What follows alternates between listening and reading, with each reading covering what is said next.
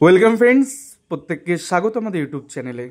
যে সমস্ত ভিউয়ার্সরা প্রথমবার চ্যানেলটি দেখছেন তারা অবশ্যই চ্যানেলটিকে সাবস্ক্রাইব করে দেবেন এবং চ্যানেলের পাশে থেকে বেল আইকনটি প্রেস করবেন যাতে এই ধরনের খবরাখবর সবচেয়ে আগে সবচেয়ে দ্রুত আপনাদের কাছে পৌঁছে যায়।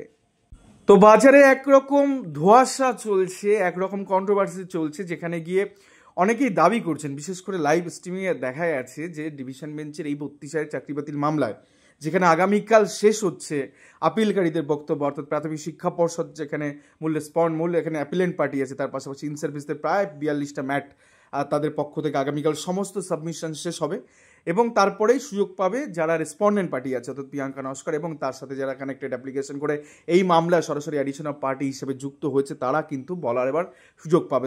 ধরে নিন প্রায় 13টা দিন তারাও হয়তো বলবে, 10 থেকে 12 দিন বা 13 দিন তারাও হয়তো সুযোগ পাবে।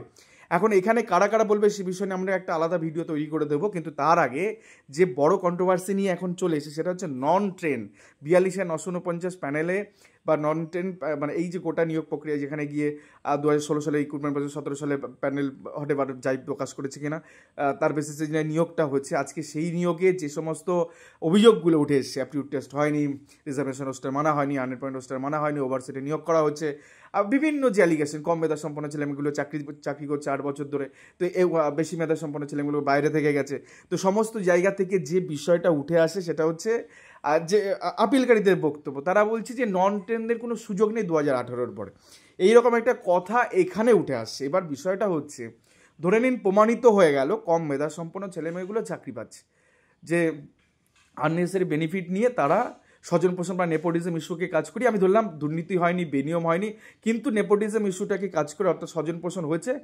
কারো একজন এমএলএ এমপির যেমন একজন তো দিয়েছিল, আমার 64 জন না 62 জন আমার সম্পর্কে যারা আছে তারা চাকরি পেয়েছে, এটা তো হয়েছে।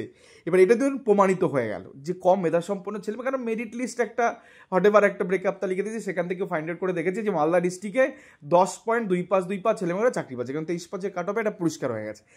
এবার ধরুন 20 ছেলেমেয়েগুলো, 19 ছেলেমেয়েগুলো, 18 ছেলেমেয়েগুলো এই মামলার সাথে যুক্ত হচ্ছে না চাইলে, তো সেক্ষেত্রে 14 ছেলে যদি ডিভিশন বেঞ্চের অর্ডারে চাকরি পায়, কারণ আজমাইল হকে আপনাদেরকে দেখিয়েছি যে ডিভিশন বেঞ্চে আজমাইল হক চাকরি পেয়েছে মালদা ডিস্ট্রিক্টে 14.375 এরকম একটা 374 এরকম একটা নাম্বার পেয়ে, তাহলে 14 উপরে 15, 16, 17, 18, 19, 20 এরকম বহু ছেলে মেয়ে আছে, ওবিসি, এসসি, এসটি, এরকম এসটি নেই, ওবিসি আছে, ওবিসি এ, ওবিসি বি, এসসিরা আছে, তো তারা ধরেন এই মামলাতে দেখিয়ে দিল যে হ্যাঁ কম মেধা সম্পন্ন চাকরি পেয়েছে। এখন বিষয়টা হচ্ছে সেই কম মেধা সম্পন্ন চাকরি পাওয়া ছেলেটা যে কিনা অবৈধভাবে, মানে যার এই প্যানেলে ফিট হওয়ার কথা নয়, সে অবৈধভাবে সরকার দ্বারা বিভিন্ন যে ট্রেনিংয়ের ফ্যাসিলিটিগুলো পেয়ে সে ট্রেনিং হয়ে গেছে, তো আজকে কোথাও না কোথাও তার ট্রেনিংটা ভ্যালিড হয়ে যাবে। আর যে ছেলে মেয়েটা সেই রিক্রুটমেন্টে 2016 সালের রিক্রুটমেন্টে যেখানে গিয়ে সে বঞ্চিত থেকে গেল, যার এই যে West Bengal board of primary education বা রাজ্য সরকারের দৌলতে সে আজকে বঞ্চিত ছিল 2016 প্যানেলে, 42,949 প্যানেলে, সে আজকে বলবে যে না ও অবৈধভাবে পেয়েছে, ওর স্বজন পোষণ হয়ে পেয়েছে, তারটা ভ্যালিড, তার ট্রেনিংটা ভ্যালিড, সে একদম বহাল দেবে চাকরি করবে। আর সে যে 2016 সালে বঞ্চিত ছিল সে আজকে কিছু পাবে না, সে নন টেন বলে তার সেই যোগ্য জায়গা সে পাবে না, এটা হতে পারে, এটা হতে পারে না। তো সেখান থেকে কী হবে গোটা বিষয়টা একটু ছোট করে বলে দিই। দেখুন, যে অংশটা বাতিল হচ্ছে নন টেন পোর্শনটা বাতিল হচ্ছে 32,000, তো এখানে একটা সেগ্রিগেশন হচ্ছে যে নন টেন, ওই সময় যারা নন টেন ছিল তাদের চাকরি বাতিল ওই সময়, তার জন্য তো সেগ্রিগেশনটা হয়েছে।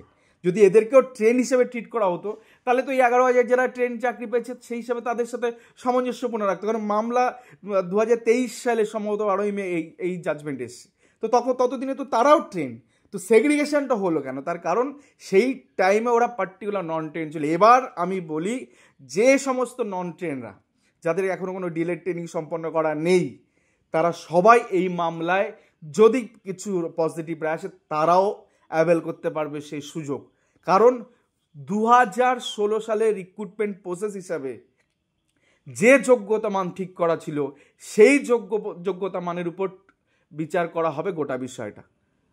2016 সালে যার যা স্ট্যাটাস ছিল সেই স্ট্যাটাস মোতাবেক হবে। তারপরে আপনি পিএইচডি করলেন, এমফিল করলেন, এমএড করলেন, বিএড করলেন, ডিএলএড করলেন, কিচ্ছু যায় আসে না। তারপরে কোনো ট্রেনিং কোয়ালিফিকেশন হটেবার আপনি যাই করুন না কেন, তা আর এই মামলার সাথে সরাসরি যুক্ত করতে পারবেন না, কারণ প্রসেসটা 2016 সালের সেই সময়, অর্থাৎ 26/9/2016 তারিখে আপনার স্ট্যাটাস কী ছিল সেটাই হবে, সেটা ইন সার্ভিসদের তরফেও তাই হবে এবং বঞ্চিতদের তরফেও তাই হবে, এই হিসাবেই ট্রিট করা হবে। এর বাইরে আর কিছু হবে না। অর্থাৎ সেই সময় তাদের স্ট্যাটাস কী ছিল, নোটিফিকেশনের সময় সেটাই দেখা হবে। একটা ছোট্ট উদাহরণ দিয়ে আর পরিষ্কার হয়ে যাবে। 2009-এর ক্ষেত্রে 2009-এর ক্ষেত্রে কী হচ্ছে, যারা 2024-এ এসে চাকরি পেলে তারাও কিন্তু নন ট্রেন, কারণ রিক্রুটমেন্ট ওরকম কোনো ইয়ে ছিল না। ট্রেন হলে অগ্রাধিকার পাবেন, ট্রেন হলে সেক্ষেত্রে অগ্রাধিকার ছিল, স্যালারি এগ্রেড স্যালারি পেতেন, সেটা আলাদা বিষয়। তো সেই সময়ে যেটা বক্তব্য, ইভেন জাস্টিস হরিশ-টন্ডন স্যারের একটা স্পেসিফিক অর্ডার আছে, ট্রেন্ড মানে আমি বলছি না, এটা বিচারপতি বলছেন, আর্গুমেন্টে লিখেছেন, এবং তিনি বলছেন ট্রেন্ডের অংশ, ট্রেন্ডে যেমন একটা ফ্যাসিলিটি বেশি, যে কার্নানের অর্ডার মোতাবেক যে ট্রেন্ডের আগে ফ্যাসিলিটি তুমি দাও, আগে তুমি ওদেরকে নাও, দেন পরবর্তী ক্ষেত্রে নন ট্রেন। কিন্তু জাস্টিস টন্ডনের ডিভিশন বেঞ্চের, কার্নান তো সিঙ্গেল বেঞ্চের বিচারপতি, সিঙ্গেল জাজ, তো টন্ডন স্যারের ডিভিশন বেঞ্চের অবজারভেশন এরকমও আছে যে নন ট্রেন যদি ট্রেন্ডের থেকে বেশি নাম্বার পায়, প্রেফারেন্স তাকেও দিতে হবে ডিভিশন বেঞ্চে, অর্থাৎ আপার বেঞ্চের এরকম অর্ডার আছে। এবার পূর্ব মেদিনীপুরে যান, দেখবেন ওখানে ট্রেন্ডের যে কাট অফ তার থেকে নন ট্রেন্ডের জেনারেলে কাট অফ বেশি, অর্থাৎ সেখানেও কিছু ছেলেমেয়ে বঞ্চিত হয়েছে এই টন্ডনের স্যারের অর্ডার দেখিয়ে, তারাও কিন্তু বেনিফিটেড হতে পারে। যাই হোক, যে বিষয়টার মধ্যে আমরা ছিলাম সেখানে চলে আসি। 2016 স্ট্যাটাস মোতাবেক দেখা হবে। এবার ট্রেন্ডে প্রেফারেন্স তুমি পেয়ে গেলে, এবার নন ট্রেন্ডের বিষয়টা এখানে হচ্ছে, যারা এখনও পর্যন্ত কোনো ট্রেনিং করেননি তারাও কিন্তু এই মামলায় অনেকে পার্টি হয়েছেন, এবং 2016 সালের হিসেবে দেখা হবে 2009-এর ক্ষেত্রে 24-এ এই ধরনের যারা নন ট্রেন হিসেবে যারা চাকরি পেয়েছেন তাদেরও সরকার ট্রেনিং করাচ্ছে, এই রাজ্য সরকার, এই স্কুল এডুকেশন ডিপার্টমেন্ট, এবং একাধিক এলোপাথারি মামলা হয়েছে, যে বিভিন্ন যে সমস্ত কলেজগুলো আছে, পিটিটিআই বা ডায়েট যে সমস্ত কলেজগুলো আছে, সেখানে তাদেরকে বিভিন্ন রকম ভুল চুকের জন্য তাদেরকে সুযোগ পাচ্ছে না। জাস্টিস অ্যাডভোকেট সুদীপ্ত দাশগুপ্ত, বিক্রম ব্যানার্জি থেকে শুরু করে অনেকে, বহু সমেশ কুমার ঘোষ থেকে শুরু প্রচুর লোকে মামলা করেছে, এবং তাদেরকে সুযোগ করিয়ে দিয়েছে বিভিন্ন ডিএলএড কলেজগুলোতে ভর্তি হবার।